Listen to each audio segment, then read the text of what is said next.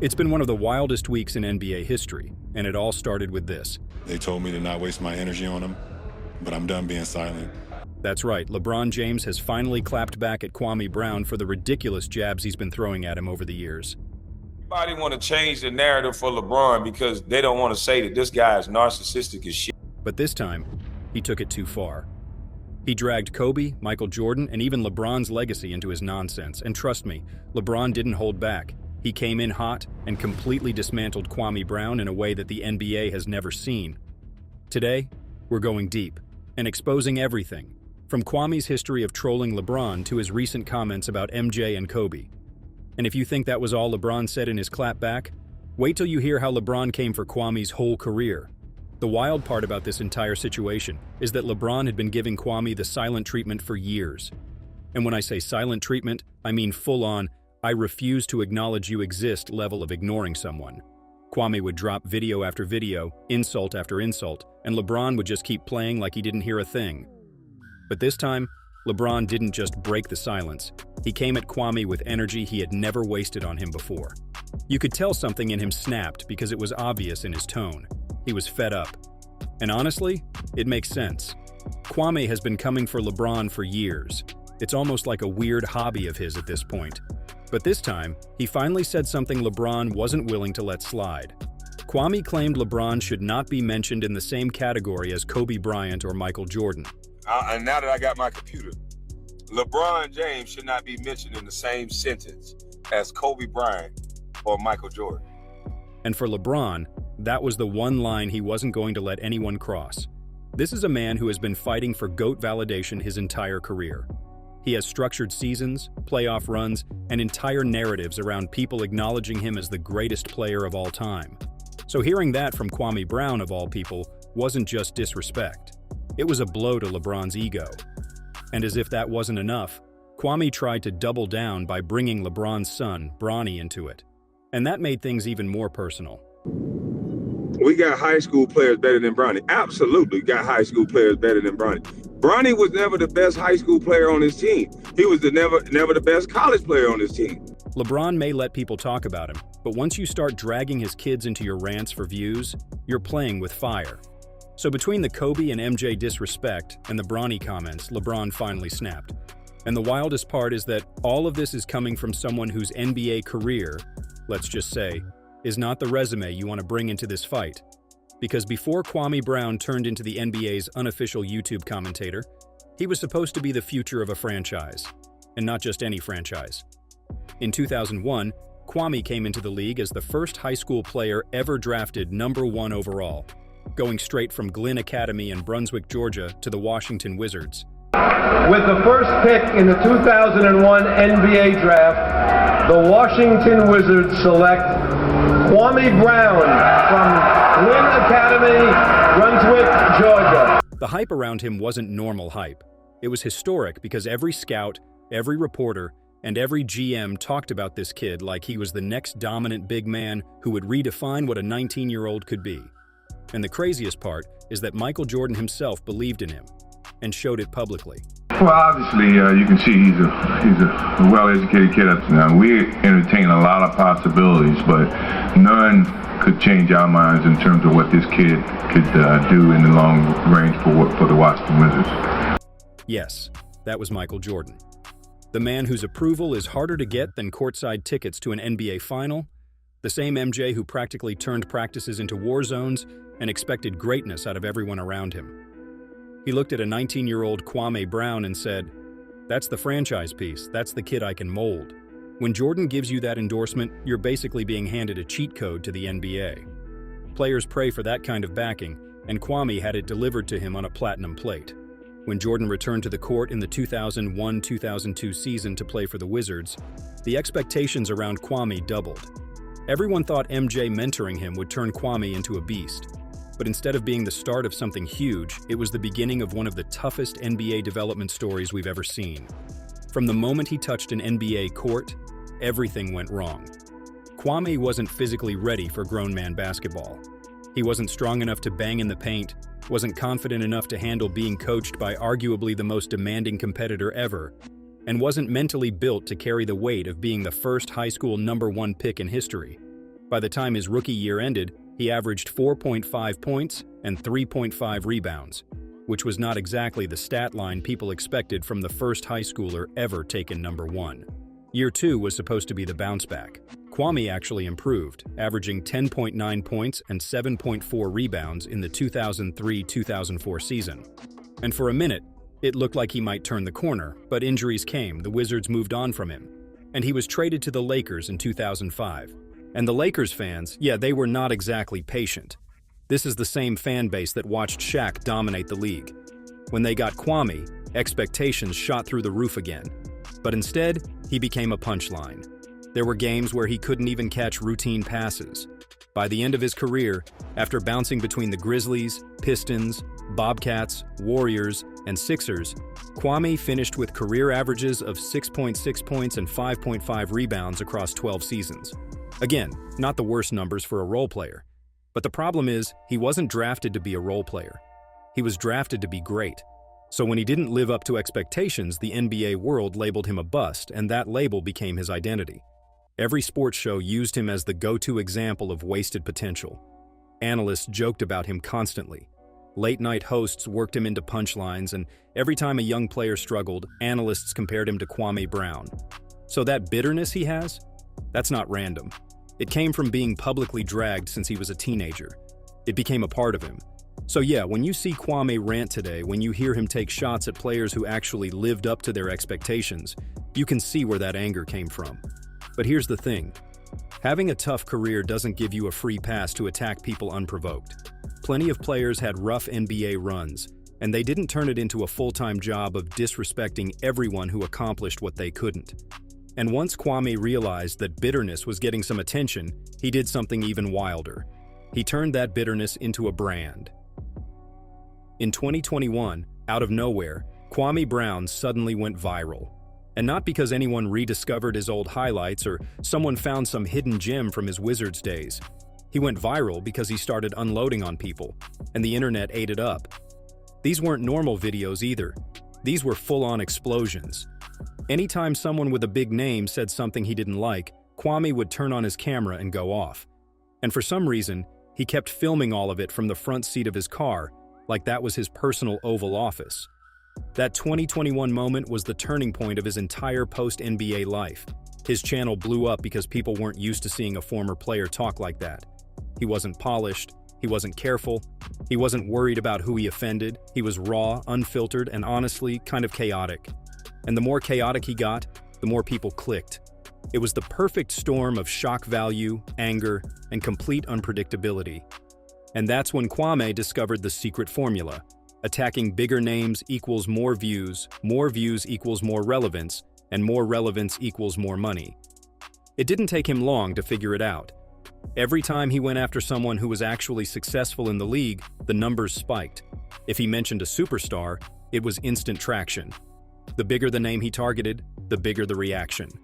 At that point, this wasn't just venting anymore. This became his career pivot. He went from being a former NBA player who faded into retirement to becoming a full-time critic whose entire online presence depended on saying the wildest thing possible about the biggest players he could find. And once that formula started working, he never looked back. It became his identity all over again, just in a different arena. And just like that, his favorite target became LeBron James. Over the years, Kwame's YouTube rants, Instagram videos, and random live streams have created a running highlight reel of every ridiculous thing he said about LeBron. One of his classic lines is, "Nobody fears LeBron." Nobody fears him in that way. Nobody wakes up and worry about LeBron James.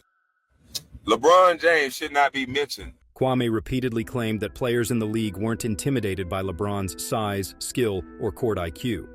The same man who averaged 27 points, 7 rebounds, and 7 assists in multiple seasons was somehow not feared, according to a guy whose own career barely lasted a dozen years. And if you think that's ironic, wait. Kwame also went full analyst and said LeBron was a stat padder. Right now, he got a lot of eyes watching him, so of course, he's not going to come out there to try to shoot the ball all the time.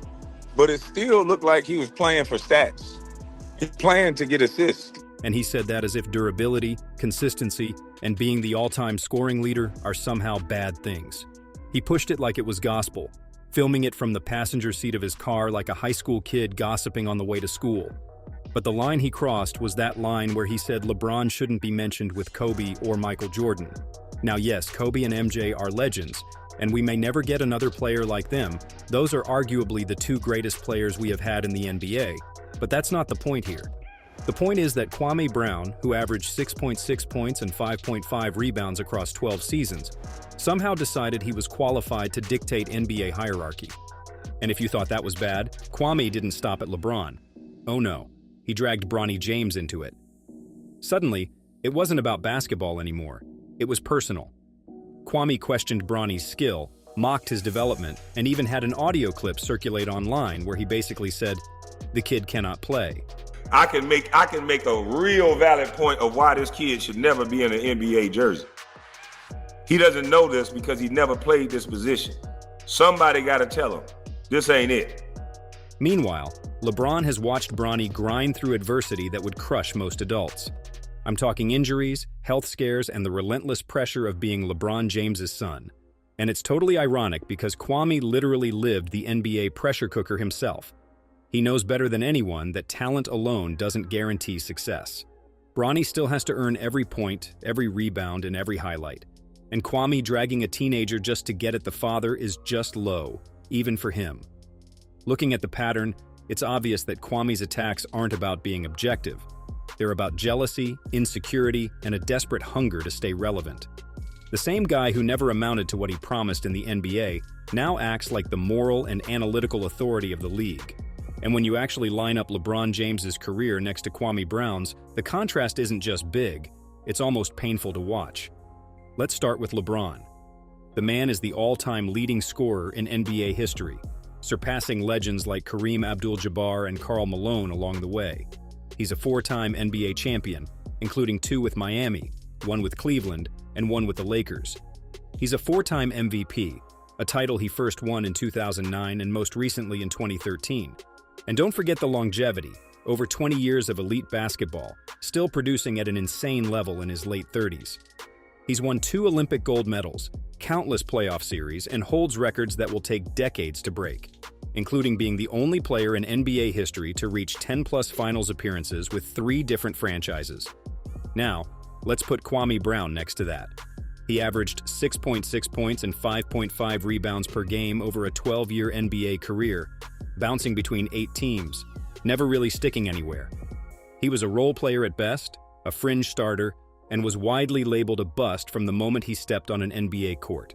Kwame has no MVPs, no championships, no Olympic medals, no major awards or honors, and no cultural impact to speak of. While LeBron's highlights are studied, celebrated, and copied, Kwame's career is studied as a cautionary tale of what happens when hype meets unfulfilled potential. And that's the thing. The numbers are just one part of it. LeBron has consistently dominated all aspects of the game: points, assists, rebounds, efficiency, and clutch moments, while Kwame was fighting just to stay on the floor. And while LeBron is breaking records in his 20th season, Kwame's career quietly faded after 12 seasons, leaving behind a legacy that most NBA fans don't even remember outside of memes. So when Kwame tries to tell people LeBron isn't in the same conversation as Kobe or MJ, it's not just wrong, it's embarrassing. It's like a former high school phenom who never panned out trying to give a TED Talk on quantum physics. And that is why LeBron's clapback wasn't just justified, it was inevitable. Kwame literally put himself in the position to get called out, and the contrast between their legacies makes it all the more satisfying. And that's exactly why LeBron finally snapped. After years of Kwame Brown running his mouth from the passenger seat while LeBron was still stacking records. LeBron had ignored the noise for so long. Skip Bayless called him overrated for years. But still, LeBron didn't give him the response he wanted. But when Kwame said the thing about Kobe and MJ, that was the one comment he couldn't let slide. This wasn't a mild jab, it was a full-on strike at a legacy LeBron has been building for over 20 years. So, LeBron fired back and said this. He calls me overrated from a car. At least I didn't have my jersey retired by the G League. Ouch. That was an instant burn. It's hilarious, it's true, and it lands perfectly. Every word hit, and it reminded everyone that Kwame spent a decade failing to live up to hype, and now he's trying to school someone who's still dominating the league. And if you thought LeBron is Kwame's first target, think again. This isn't a one-off. LeBron is just the latest and the biggest target in a long, ridiculous pattern of beefs with people who are clearly more successful than him. Kwame has a history, and it's exhausting to track. Take Gilbert Arenas, for example. Back in the early 2000s, they were teammates on the Wizards. But somewhere along the line, Kwame started accusing Gilbert of sabotaging his career. Gilbert Arenas is the worst thing for niggas. He act like he like black folks. He went full conspiracy mode, claiming that teammates and coaches had it out for him, and that the NBA itself was stacking the odds against him. But Kwame didn't just stop at blaming others. He tried to rewrite history by saying that no player is a bust, essentially defending himself while still whining about being labeled one. Ain't no in the NBA a bust. Compared to everybody else, they the best. Are there levels when you get to that level? Yes. Arenas, of course, didn't let that slide. He fired back hard with this. Yeah, we was like, we'll give y'all Kwame Brown. You give us 2 signed Kobe Bryant shoes. They said, hell no, that's too much. They said, how about this? We'll just give you. But Kwame didn't take the hint. Years later, he even celebrated Gilbert's legal troubles, posting on social media like a man who never moved past his grudges. Goddamn Gil, you in the slammer. You got there, if you run your mouth, see you facing about 15 years, 5 years on each charge, right? Knocking a man while he was down? Wow. Then there's Stephen A. Smith, who roasted Kwame's career live on ESPN. But more importantly, Kwame Brown is gone. The City of Angels, Hollywood, just should be celebrated. Throw a parade already, whether you win a championship or not. This man was a bona fide scrub. He can't play. Most players would have shrugged it off and proven Stephen A. wrong with their stats and what they do on the court. But Kwame? He went nuclear. He didn't only respond, he challenged Stephen A. to a fight on camera. Hey, Stephen A., you bald forehead, you were thinking you tough. Saying all kind of shit like, oh, then you come see me. Meet me in Seattle where you can have mutual combat and talk like that. That tells you all you need to know about the kind of man he is, because how on earth is challenging someone to a physical brawl your response to being criticized as a player? And don't forget Matt Barnes and Steven Jackson, hosts of All the Smoke. Kwame repeatedly went after them too, throwing shots that quickly crossed into the personal. He insulted Barnes's family and even made a video about Derek Fisher becoming Matt Barnes's kid's stepdad. Derek Fisher got your keys to your truck. That's how far he's willing to go. It's not about basketball, it's about getting a rise out of people with bigger careers, bigger reputations, and bigger influence. When you put it all together, the pattern becomes obvious, and LeBron just happens to be the latest and the most high-profile target. But this is exactly what makes Kwame predictable. There's no principle here, no insight, no legitimate analysis. It's always the same formula. Find someone with a bigger career, attack them publicly, film it for attention, and hope the clicks roll in. So while some might call Kwame's commentary brutally honest or unfiltered, the truth is simpler. He's been doing the exact same thing for decades, from Arenas to Stephen A. to Barnes and Jackson, and now LeBron. The difference is, LeBron has the stats, the rings, and the platform to throw Kwame in his proper place. And that's exactly what happened. And if you properly examine Kwame's claims, they all completely fall apart the second you look at the facts. Every single claim Kwame has made about LeBron crumbles under stats, context, and reality. Let's break it down. First up, his claim that nobody fears LeBron. Oh man, this is probably his most repeated line, and it's just laughable. Every NBA team LeBron has faced has built game plans specifically to stop him. Coaches double-teamed him in the post, trapped him off the ball, and rotated everything just to minimize his effectiveness. Think about Mike D'Antoni's Heat defense in 2011 or the Warriors' switch-heavy scheme in 2016. Those defenses existed solely because of LeBron. And it's not just coaches, players themselves have admitted fearing him. Kendrick Perkins said it loud and clear. It was a game 7, right? We just had lost game 6. And I ain't gonna lie, man. I was scared as hell going into that game 7 against LeBron James. So saying nobody fears him is pure nonsense. Every defense, every rotation, and every coach in the league fears him. That's why he's still dropping 27 points per game in his 20th season. The next claim he made was the classic. LeBron's overrated. LeBron is the all-time leading scorer in NBA history with over 38,000 points and counting.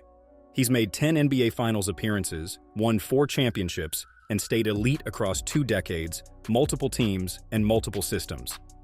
Calling him overrated is like calling gravity optional. You literally cannot overrate someone who's been top 5 in the league for 20 years. And then there's the stat patter nonsense. Kwame claims LeBron inflates numbers for attention, but the stats prove the opposite. LeBron is one of the most efficient scorers in NBA history. He shoots over 50% from the field for his career, has a true shooting percentage of over 58%, and keeps an incredible assist-to-turnover ratio. On top of that, he's been dominant in the clutch for nearly 2 decades, with multiple 40-plus point playoff games and countless game winners. If that's stats padding, it's at a Hall of Fame level, so Kwame calling him that is peak comedy. And that's the thing. Kwame's rants about LeBron aren't anything concrete, but they are also not random. They're part of a much bigger system, one that rewards chaos, clicks, and controversy. Every time Kwame attacks a bigger name, his views spike massively. Look at his YouTube stats. In 2021, when he called out Kevin Durant or LeBron in those infamous car rants, his videos would hit hundreds of thousands of views in hours. Likes, comments, and shares explode almost instantly. Rage and outrage aren't just a side effect, they're the fuel for his platform. The reason this works is simple. Controversy equals attention, and attention equals money. Platforms like YouTube, Instagram, X, and TikTok algorithmically push content that gets strong engagement, and nothing engages like anger. The more Kwame shouts, rants, or personally attacks someone, the more the system rewards him. It's bigger than basketball, it's an entire ecosystem of attention where the loudest, angriest voice often wins, regardless of whether it's accurate. But here's the twist. LeBron breaking his silence changes the game. When he responds with facts, humor, and undeniable dominance, it interrupts the attention cycle. Kwame thrives on one-sided attacks. When LeBron pushed back, it exposed the rants for what they really are. The audience sees who actually has the credibility, and the platform's reward system can't amplify his baseless claims as easily. By responding, LeBron didn't just defend himself, he disarmed the system that turns noise into fame. And that brings us to the bigger picture. This isn't just beef. It's a perfect example of how modern media, algorithms, and social platforms reward outrage over truth. Kwame is doing exactly what pays, but LeBron's answering shows that sometimes the facts, performance, and legacy still speak louder than the clicks. And honestly, that's a lesson for anyone following this story. In the world of attention, credibility still matters.